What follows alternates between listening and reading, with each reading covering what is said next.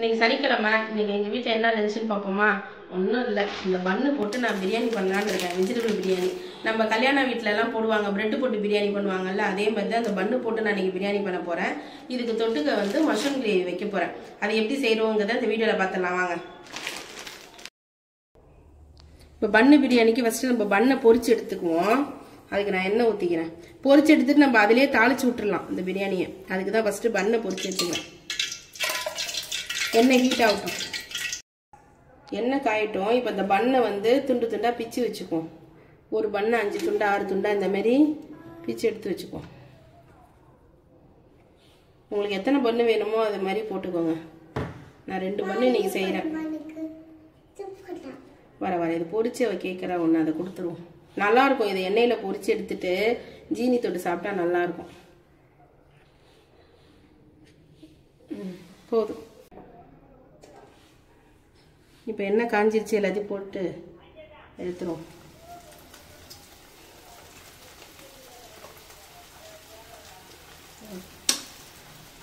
உடனே செவந்துடும். நம்ம கொஞ்சம் கொஞ்சம் எடுத்துடலாம். மேலே செவந்தா போதும்.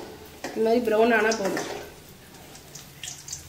பிரெட்டை விட இந்த பன்னு போட்டு செய்யறது நல்லா இருக்கு. அந்த பன்னு நல்லா சாஃப்டா இருக்கும் பிரியாணியில சாப்பிட்றதுக்கு.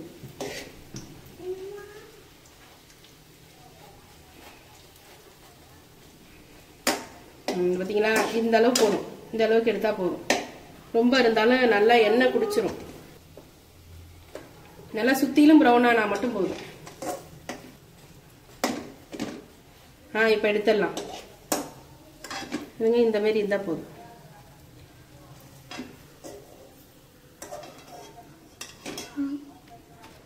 இந்த மாதிரி நம்ம எல்லாத்தையும் பொரிச்சு எடுத்துக்குவோம்.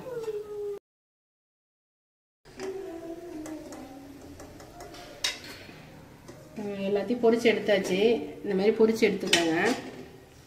இப்போ இந்த எண்ணெயிலேயே நம்ம தாளிச்சு விட்டுடலாம். இப்போ இந்த எண்ணெயில் பட்டை, கிராம்பு, ஏலக்காய் இதை மட்டும் போட்டு தாளிச்சா போதும். வேற ஒன்றும் தேவையில்லை. இப்போ கிராம்பு வெடிச்சிருச்சு. இப்போ வெங்காயத்தை சேர்த்துக்குவோம்.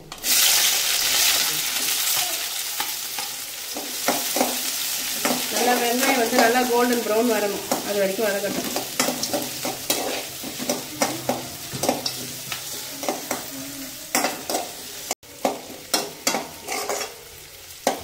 இப்போ நல்லா வெங்காயம் நல்லா வதங்கிடுச்சு. இப்போ நம்ம வந்து இஞ்சி பூண்டை சேர்த்துடலாம்.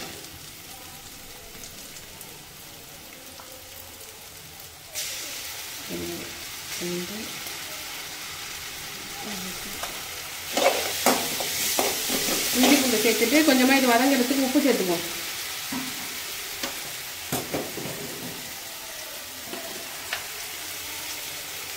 நான் வதக்கிறதுக்கு கூட கல் உப்பு தான் போடுவேன். அப்போதான் எனக்கு ஒரு அளவு தெரியும். இது நல்லா பச்சை ஸ்மெல் போட்டு வரைக்கும் வதங்கட்டும். நல்லா இஞ்சி பூண்டு பச்சை ஸ்மெல் போயிடுச்சு. நம்ம தக்காளி சேர்த்துடலாம். அதோட பச்சை மிளகாயும் அரிஞ்சு வச்சிருக்கேன், அதையும் சேர்த்துருவோம்.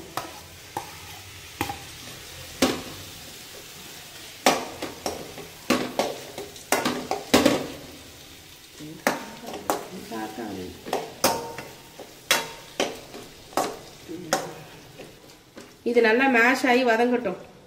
அதனால கொஞ்ச நேரம் க்ளோஸ் பண்ணி வைப்போம். அப்பதான் நல்லா வேகும்.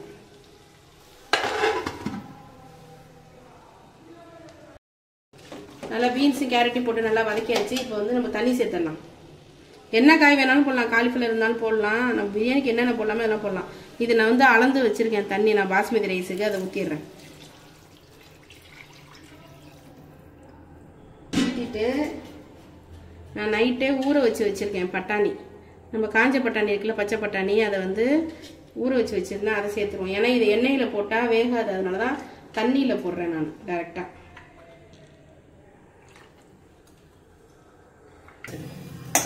புதினாவும் கொத்தமல்லியும் தக்காளி வெங்காயத்தோட போட்டு வதக்க மறந்துட்டேன். அதனால இப்போ தனியாக போட்டு வதக்கி அதை சேர்த்துக்கிறேன். இப்படிதான் நம்ம பக்கத்துலேயே வச்சிருந்தாதான் ஞாபகமாக இருக்கும். இல்லாட்டி டக்குனி ஏதாவது ஒன்று மறந்துடுற மாதிரி ஆகுது. இப்போ புதினா கொத்தமல்லியை போட்டுட்டேன். இப்போ வந்து நம்ம உப்பு போட்டுக்குவோம். இந்த அளவு போதும். எல்லாத்தையும் மிக்ஸ் பண்ணியாச்சு. இப்போ அதை கொஞ்ச நேரம் க்ளோஸ் பண்ணி வைப்போம். இது கொதி வந்தோடனே நான் 1/2 மணி நேரத்துக்கு முன்னாடி பாஸ்மதி ரைஸை ஊற வச்சிருக்கேன். இப்போ அதை சேர்த்துட வேண்டியதுதான். அது கொதி வரட்டும். க்ளோஸ் பண்ணி வைப்போம் கொதி வர வரைக்கும். இப்போ பக்கத்தில் கடாயில் கொஞ்சம் எண்ணெய் ஊற்றி நம்ம கிரேவி தாளிச்சிடலாம். மஷ்ரூம் கிரேவி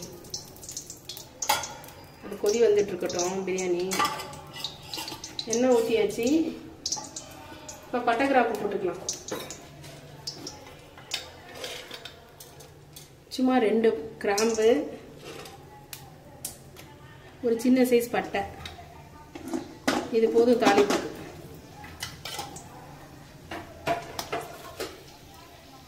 போட்டுட்டு இது வந்து ஜீரகத்தூள். இதை போட்டிங்கன்னா இந்த பன்னீர் பட்டர் மசாலா அதெல்லாம் இருக்குல்ல, அந்த ஸ்மெல் வரும். அதனால இதை நான் முதல்ல போடுவேன். போட்டுட்டு நல்லா செவரட்டும். செவந்துருச்சு. நம்ம வெங்காயம் சேர்த்துப்போம். நான் வைக்கிற மாதிரி ஒரு தடவை கிரேவி வச்சு பாருங்கள். நல்லா இருந்ததுன்னா கமெண்ட்டில் சொல்லுங்கள் எப்படி இந்த கிரேவி இருந்ததுன்னு. சப்பாத்திக்கு நல்லாயிருக்கும் இது. இது நல்லா ப்ரௌன் ஆகட்டும். பொடிசாக நறுக்கிக்கணும் வெங்காயத்தை. இது நாங்களே கொஞ்சம் பெருசாக தான் அரிஞ்சிருக்கேன். இன்னும் சின்னதாக அரிக்கணும். நல்லா வதங்கட்டும். இப்போ இது நல்லா கொதி வந்துருச்சான்னு பார்ப்போம். நல்லா கொதிச்சிருச்சு. இப்போ வந்து நம்ம அரிசி சேர்த்துட வேண்டியதான். இப்போ ஊற வச்சு வச்சுருக்கேன்ல அரிசி, அதை சேர்த்துருவோம்.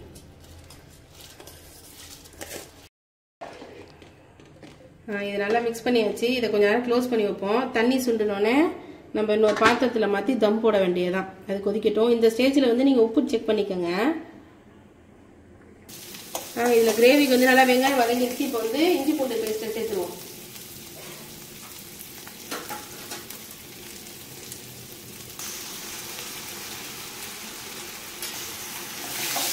இது நல்லா பச்சை வாசனை போட்டோம்.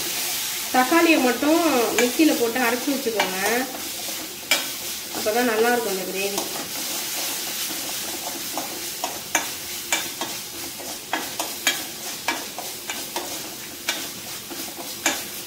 இது நல்லா வதங்கட்டும் கொஞ்சம் நேரம். நல்லா இஞ்சி பூண்டு பேஸ்ட்டு நல்லா வதங்கிருச்சு. இப்போ நம்ம அரைச்சி வச்ச தக்காளியை சேர்த்துடலாம்.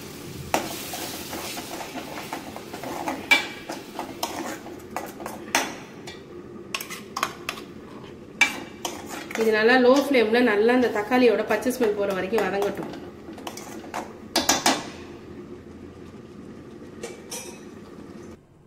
இப்போ ஓப்பன் பண்ணி பார்ப்போம். நல்லா தண்ணி சுண்டிருச்சு பாருங்க. நல்லா நல்லா மிக்ஸ் பண்ணி விட்டுட்டு இப்போ நம்ம தம்மு போடலாம். இங்கே பாருங்க நல்லா ஒரு 3/4 பதம் தான் வெந்திருக்கும். அது 3/4 பதம் தான் வெந்திருக்கும். இப்போ வந்து நான் அந்த பாத்திரத்தை எடுத்து வச்சுருக்கேன் குக்கருக்குள்ளே வைக்கிறதுக்கு. குக்கரில் வைக்கிற பாத்திரம் இது. இதில் எப்படி தம் போடுறதுன்னு காட்டுறேன். ஃபஸ்ட்டு அரிசி ஒரு லேயர், நம்ம இந்த பிரியாணிலாம் வைப்போம்ல அந்த மாதிரி அரிசி ஒரு லேயர் வச்சுருவோம்.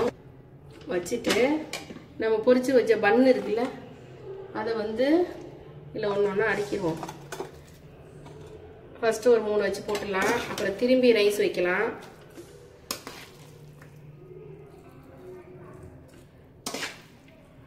ரைஸ் வச்சுட்டு அடுத்தது பன்னு.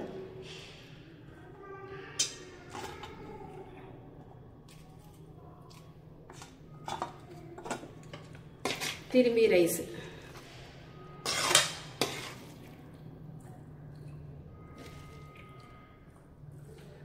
அதுக்கு மேலே திருப்பி எல்லா பண்ணியும் வச்சுட்டு ஃபைனலாக மீதி ரைஸையும் போட்டு க்ளோஸ் பண்ணிட வேண்டியதான்.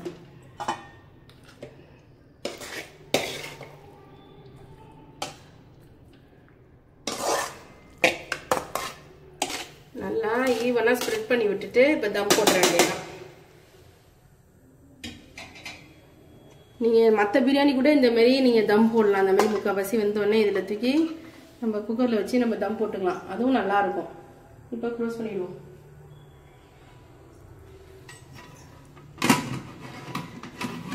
இப்போ வெயிட்டு போட்டு மீடியம் ஃப்ளேமில் ஒரு மீடியம் ஃப்ளேமில் வேணால் இன்னும் கொஞ்சம் கம்மியாக வச்சுக்கோங்க. லோ ஃப்ளேமாகவும் இருக்கக்கூடாது, மீடியம் ஃப்ளேமாகவும் இருக்கக்கூடாது. கொஞ்சம் இடப்பட்ட இடத்துல வச்சு 1/2 மணி நேரம் அது பாட்டு தம் ஆகிடும். இப்போ நம்ம கிரேவியை பார்க்கலாம். நல்லா கிரேவிக்கு வந்து தக்காளி நல்லா வதங்கிருச்சு பாருங்கள். இப்போ தக்காளி நல்லா வதங்கிருச்சு. பச்சை மிளகா சேர்த்துக்கலாம். பச்சை மிளகா சேர்த்துட்டு மஞ்சத்தூள் மிளகாத்தூளும் சேர்த்துக்க வேண்டியதான். கொஞ்சம் மஞ்சள் தூள்,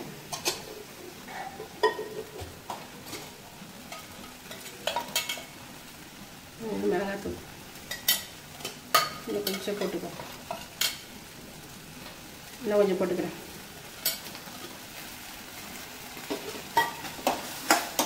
போட்டு நல்லா வதக்கணும்.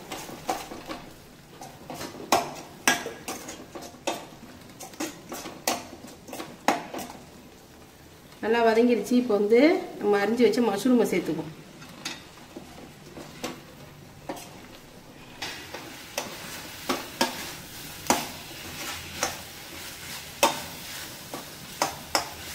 இது கொஞ்சம் நேரம் வதங்கட்டும். ஒரு நிமிஷம் வதங்கினா போதும். வதங்கட்டும்.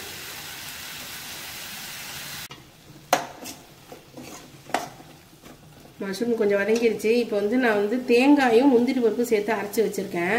இதில் தேங்காய் கம்மி, முந்திரி பருப்பு தான் கொஞ்சம் கூட போட்டிருக்கேன். அதை ஊற்றிடலாம்.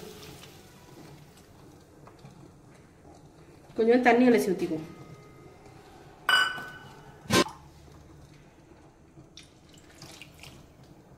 அவ்வளோதான். இதுக்கு உப்பு போட்டுக்கலாம்.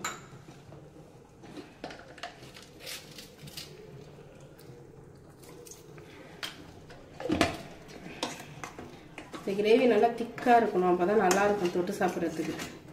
நம்ம மஷ்ரூமே வேறு தண்ணி விடும், அதனால் பார்த்து சேர்த்துக்கணும். இது நல்லா ஒரு 5 நிமிஷம் நல்லா கொதிக்கட்டும்.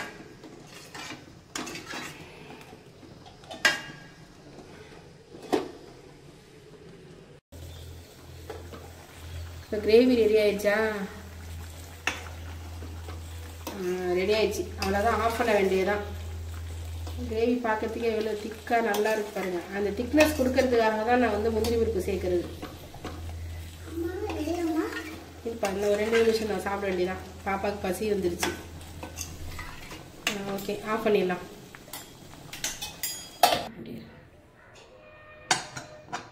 இப்போ சாதம் ரெடி ஆயிடுச்சுன்னு ஓப்பன் பண்ணி பார்த்துருவோம். சூப்பராக ரெடி ஆயிடுச்சு பாருங்க. பண்ணெல்லாம் அப்படியே சாஃப்டாக நல்லா இருக்கு பாருங்க பார்க்கவே.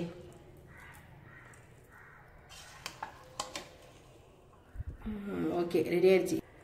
ஓகே, சாப்பிட போகலாமா பாப்பா? ரெடி ஆயிடுச்சு சாப்பாடு. வா சாப்பிட போகலாம். இதெல்லாம் ரெடி பண்ணுவோம். அங்கே பிளேட்லாம் ரெடி பண்ணிவிட்டு அப்புறம் வந்து ஓகே ஃப்ரெண்ட்ஸ், பன்னு பிரியாணி ரெடி, தயிர் பச்சடி ரெடி, மஷ்ரூம் கிரேவி ரெடி. இப்போ இந்த தட்டில் நாங்கள் போய் சேர்ந்து சாப்பிட போகிறோம். சாப்பிடுவோமா? ஓகேவா? ஓகே, ஃபஸ்ட்டு பிரியாணி வச்சுருவோம். உனக்கு பண்ணு எத்தனை வேணும்? ஒன்று போதுமா? இரு நான் வைக்கிறேன். நீ தயிர் பச்சடி சாப்பிடாத. ஓகே, போதும் போதும் போதும் போதும், நான் வைக்கிறேன். பாப்பா வச்சுட்டு வீடியோ இருக்கிறதே பெரிய விஷயம். கொஞ்சம் பாப்பா வாழுக்குள்ள தான். அது வீடியோவில் சொல்லக்கூடாதுன்னு சொன்னா சொல்லிட்டேன். என்ன பண்ணுவேன்?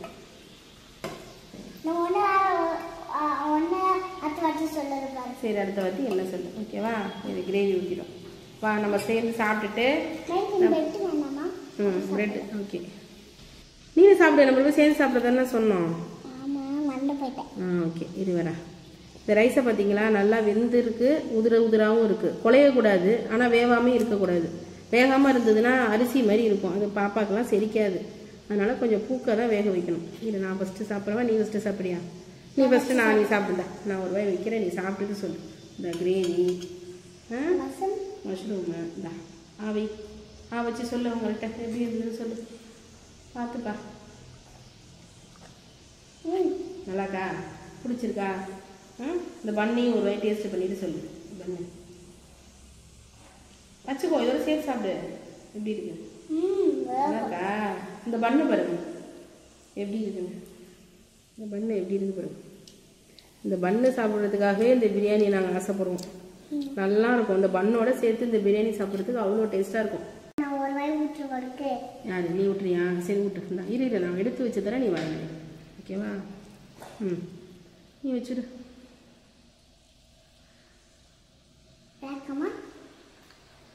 சூப்பராக ஃப்ரெண்ட்ஸ்.